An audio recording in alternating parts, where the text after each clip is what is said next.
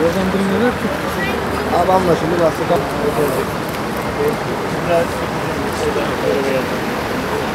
Drone'la saldırarak bir bomba bıraktı.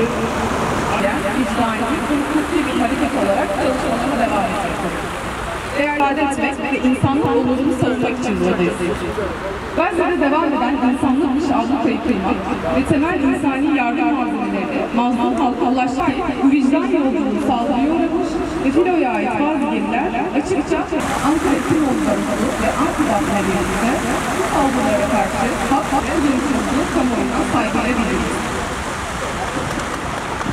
Sınırların ötesine hedef alıyor. Katar'da vicdan...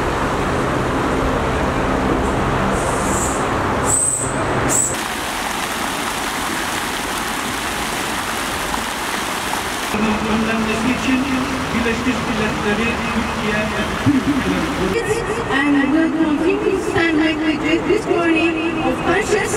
Kıymetli katılımcılar, bugün burada Yeryüzünde Adalet Platformu, Ankara Filistin Dayanışma Platformu ve Ankara İki Nolu Barosu'nun ortak basın açıklaması programına hoş geldiniz. Bilindiği üzere 31 Ağustos 2025 tarihinde İspanya'dan gemiler yola çıktı ve Tunus'a vardılar. Normalde 4 Eylül'de Tunus'tan filonun çıkması planlanıyordu. Ancak hava koşulları ve İsrail'in saldırıları sebebiyle ertelenmek durumunda kaldı. İsrail, Tunus limanına demirlemiş olan Familia Maderna gemisini 7 Eylül'de saat 1 sularında drone'la saldırarak bir bomba bıraktı.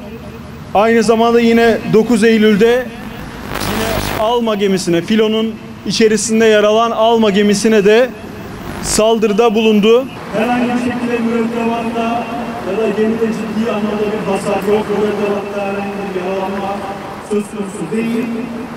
Ancak İsrail'in bu filodan ne kadar endişe duyduğunu bu filoya saldırarak, daha filo Tunus'tan çıkmadan saldırarak ne kadar endişe duyduğunu görebiliyoruz. Biz de bugün yapılan bu saldırıyı kınamak açısından ve bu konuyla ilgili olarak suç duyurusunda bulunmak için Ankara Adliyesi önünde toplanmış olduk. Kıymetli basın mensupları, hepiniz davetimize geldiğiniz için teşekkür ediyoruz. Küresel Samut filosunun yapılan saldırılar hakkında basın açıklamamızı sizlere bildiriyoruz. Gazze'de yıllardır süren insanlık dışı ablukanın kaldırılması için yola çıkan küresel Samut filosunun 44 ülkede yaklaşık 1000 civarında sahibi aktivistin bir araya gelmesiyle oluşan tamamen sivil ve barışçıl bir girişimdir. Filo, yiyecek, ilaç, tıbbi malzeme ve diğer yaşamsal ihtiyaçları taşımakla hiçbir askeri veya siyasi amaç gütmemektedir. Ancak bu vicdan yolculuğu uluslararası sularda Filo'nun 2 farklı gemisine yapılan saldırılarla hedef alınmış, insani yardım taşıyan gönüllerin can güvenliğini hiçe saymıştır. Uluslararası hukuk açıkça ihlal edilmiştir.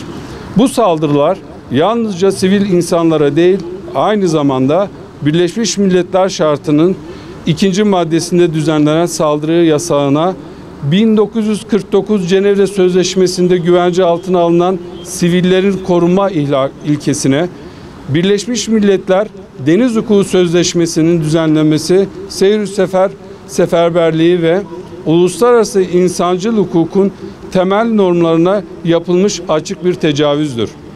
Hukukun en temel normlarının göz göre göre çiğnenmiş, insani yardım faaliyetleri cezalandırmaya çalışılmıştır. Bu sadece Gazze halkına değil, uluslararası hukuka ve insanlığa ortak vicdanına karşı işlenmiş bir suçtur. Ayrıca unutulmamalıdır ki Siviller açlığa mahkum etmek veya gıda ile ilaç girişimini engellemek uluslararası insancıl hukukta yasaklanmış bir savaş yöntemidir. 1977 tarihli 1. ek protokolde belirtildiği gibi siviller aç bırakmayı bir savaş yöntemi olarak kesin biçimde yasaklanmıştır. Roma Statüsü'nün 8.2b bendi ve 25. maddesinde de sivillerin aç bırakılması açıkça savaş suçu olarak ilan edilmiş ve tanımlanmıştır. Dolayısıyla İsrail'in Gazze'ye uyguladığı abluka ve açlığı bir silah olarak kullanması uluslararası hukuka göre açık bir savaş suçu ve aynı zamanda insanlığa karşı suç niteliğindedir. Bizler hukukçular ve vicdan sahibi insanlar olarak hukuk tanımaz saldırıların en güçlü şekilde kınıyoruz. İnsanlığa karşı suç teşkil eden bu eylemleri cezasız kalmaması için tüm sorumluları derhal ulusal ve uluslararası yargı önünde hesap vermesini gerektiğini bir kez daha hatırlatıyoruz. Küresel sumut filosunun insanın onurunu, yaşama hakkını, dayanışma ve kültürel temsil etmektedir. Bu değerlere yönelik saldırılar tüm insanlığa yapılmıştır. Sessiz kalmak, suça ortak olmak demektir. Bizler ablukanın aç bırakılmasının ve soykırımının son bulması için mücadele eden bir barış yolculuğunun yanındayız. Ve yanında olmaya da devam edeceğiz. Ayrıca tüm işgalci İsrail tarafından Katar devletine yönelik gerçekleştiren saldırı uluslararası hukukun en temel ilkelerinin bir kez daha ihlalidir. Birleşmiş Milletler Şartı'nın 2-4 maddesinde devletlerin birbirlerinin egemenliğine karşı güç kullanması yasaklanmıştır. Bu saldırı devletlerin egemen eşitliği, toprak bütünlüğü ve siyasi bağımsızlığı yapılmış açık bir tecavüzdür. Bizler küresel sumut filosuna, Gazze halkına yönelik saldırıların takipçisi olacağımızı ilan ediyoruz. Küresel sumut filosunun güvenliği tehlike altında olup Birleşmiş Milletler'in korunması altına alınmasını talep etmekteyiz. Unutulmamalıdır ki vicdan sınır tanımaz, dayanışma engel tanımaz, insanlık asla abluka alınamaz. Kamuoyuna saygıyla duyuluruz. Sağ olun, var olun. Saygıdeğer basın mensupları, kıymetli hukukçular, değerli katılımcılar. Bugün burada insanlık onurunu ve adaletin üstünlüğünü savunmak için bir araya gelmiş bulunuyoruz. Yeryüzünde Adalet Platformu, Ankara 2 Nolu Barosu ve Amfidap ile bir şekilde gerçekleştirdiğimiz suç duyurusu ve basın açıklaması etkinliğimiz ile işgalci İsrail tarafından gerçekleştirilen küresel sumut filosu ve Katar devletine yapılan saldırıya dikkat çekmek istiyoruz. Bizler Yeryüzünde Adalet Kadın Hukukçular Platformu olarak başta çocuk hakları olmak üzere tüm insan hakkı ihlallerini tespit edip kamuoyuna duyurmak, bu konuda ulusal ve uluslararası düzeyde farkındalık oluşturmak ve suçluların en ağır biçimde cezalandırılmasını sağlamak için hukuki zeminde mücadele eden bir sivil toplum kuruluşuyuz. Bu amacımızı gerçekleştirmek için ulusal ve uluslararası kurum ve kuruluşlarla işbirliği içerisinde hareket ederek Filistin'de, Doğu Türkistan'da ve farklı coğrafyalarda işlenen çocuk hakkı ihlallerine ilişkin çok sayıda rapor hazırladık, kamuoyuyla paylaştık ve adalet mücadelesinin sesi olmaya gayret ettik. Platformumuz, kadın hukukçuların öncülüğünde büyüyen, vicdani ve hukuki bir hareket olarak çalışmalarına devam etmektedir. Değerli katılımcılar, bugün burada toplanmamıza vesile olan vicdanın ve insanlığın ortak sesi olan küresel sumut filosuna yapılan alçakça saldırıdır. Bu saldırıya ilişkin suç duyurumuzu ve basın açıklamamızı Ankara 2 Nolu Barosu ve Amfidap ile birlikte gerçekleştiriyor olmaktan onur duyarız.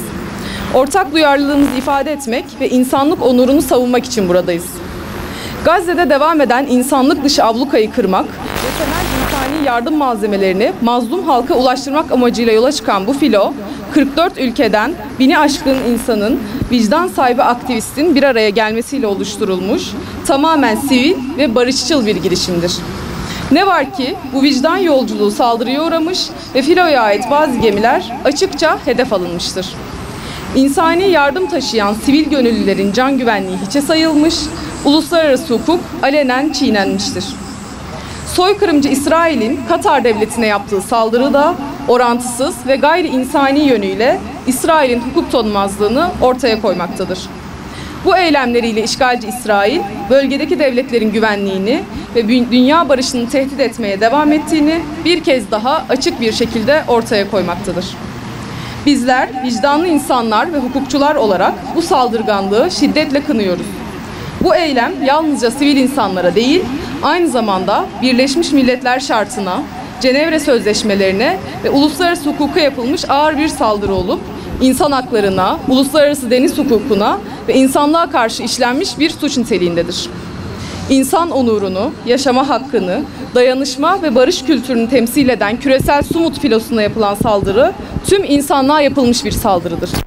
Uluslararası toplumun sessiz kalması kabul edilemez.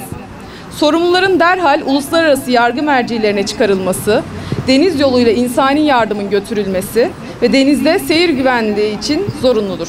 Nitekim küresel Sumut filosu sadece Gazze'nin değil, bütün insanlığa bir mesajdır.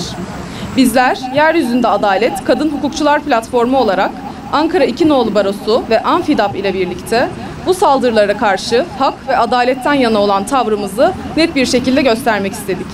Savcılığa sunduğumuz suç duyurusu ve basın açıklamamız ile bu duruşumuzu kamuoyuna saygıyla bildiririz. Katledilenler 70 bine ulaştı. Bir insanın açlıktan ölümü nasıl bir trajedidir? Ankara'da 2 yıldır bu meydanlarda Gazze eylemleri oldu. Bu eylemlerin sembolü Zeynel kardeşimiz ve geçmiş dönem Anfidap sözcüsü çok sevgili meslektaşım Mustafa Eminoğlu Tunus'ta özgürlük filosundalar. Orada olmasalardı bugün yanı başımızda bulunacaklardı. Gözümüz, gönlümüz Sumut filosunda, yüreğimiz elimizde. Arkadaşlarımız drone'la saldırıya uğrayan filodalar. Dünyanın gözü önünde bir devletin hoyrat elleriyle işlediği cürümler giderek sıradanlaşıyor. İsrail yalnızca Filistin topraklarını değil, tamamen barışçı yöntemlerle bir araya gelen sivil aktivistleri sınırların ötesini hedef alıyor. Katar'da müzakere heyetine saldırdılar. İran'a bomba yağdırdılar. Yemen, Suriye ve Lübnan toprakları işgal ediliyor ve sürekli bombalanıyor. Gazze ve Batı Şeria'ya karşı saldırı ve işgaller durmaksızın devam ediyor. İsrail'in ihlal etmediği bir sınır, insanları aç bırakmak dahil denemediği bir yöntem kalmadı. Bütün bu zincir tek bir ortak paydaya bağlanıyor: keyfilik ve sorumsuzluk. Uluslararası hukukun insanlık onurunu korumak için yüzyıllar içinde örülmüş bütün mekanizmaları İsrail'in saldırganlığı karşısında adeta sessizliğe mahkum edildi. Saldırılar yalnızca fiziki zarar vermiyor, diplomatik dengeleri, barışı, toplumsal vicdanı yaralıyor. Her yeni ihlal uluslararası düzenin dokusuna açılmış yeni bir yarık oluşturuyor. Eğer dünya bu yarıkları tamir edemezse geriye dağılmış, parçalanmış bir insanlık tasavvuru kalacak. Gazze ablukasını kaldırmak, soykırıma karşı durmak, soykırım sözleşmesinden dolayı tüm ülkelere sorumluluk yüklerken ülkelerin yapamadığını sivil olarak yerine getirmeye çalışan küresel Sumut filosunun yaptığı çok kıymetli bir girişimdir. Tunus'ta 44 ülkeden aktivistlerin bulunduğu insanlığın umudu küresel Sumut filosunu yıldırmaya, sivil sesleri susturmaya çalışan, Katar'da barış adına söz söyleyen heyeti hedef alan, Yemen, Şam semalarını ateşe boğan bu saldırganlık sadece Filistin halkına değil, aslında tüm insanlığa yönelmiş bir meydan okumadır. Uluslararası kurumların ve devletlerin görevi açıktır. İsrail'in pervasızlığını yalnızca kınamakla yetinmek değil, etkili ve bağlayıcı yaptırımlarla durdurmak, tarih sessiz kalanları da sorumlularla aynı sayfada anacaktır. Bugün yükselen çağrı insanlığın, onurun ve ortak geleceğin çığlığıdır. Bu çağrıyı duymayan kulaklar yarının yıkıntıları arasında kendi sessizliklerinin yankısıyla baş başa kalacaklar. İsrail'in suçları uluslararası mekanizmalarda ve ülkelerin ulusal hukuklarında yargılanıp cezalandırılmadığı için saldırganlık artarak devam ediyor.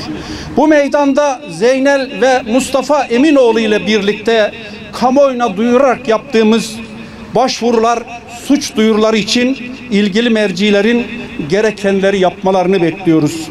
Zeynel ve Mustafa'nın içinde yer aldığı, Türkiye Cumhuriyeti vatandaşlarının da bulunduğu, 44 ülkeden aktivistin katıldığı küresel Sumut filosuna yeni bir saldırının önlenmesi için Birleşmiş Milletleri, Türkiye ve bütün ülkeleri sorumluluğa ve somut adımlar atmaya davet ediyoruz. Press statement regarding the criminal complaint about the attacks on Global Sumut Flotilla.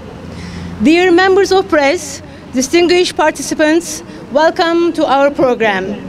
Today, as a member of Ankara Bar Association 2, the Justice on Earth platform and the Ankara Palestine Solidarity platform, we have gathered to file a criminal complaint regarding the attacks on the Global Sumut Flotilla. The Global Sumut Flotilla, which set out to break the illegal siege of Gaza, was attacked in the port of Sidi Bou Said, Tunisia. On Monday, September 8th, the Portuguese flag vessel Familia Madeira, and on Tuesday, September 9th, the British flag vessel Alma were targeted in drone attacks. Global Sumut Flotilla, küresel Sumut filosu tamamıyla barışçıl ve insancıl bir eylem ortaya koyarak İspanya'dan yola çıktı. Şimdi Tunus'talar.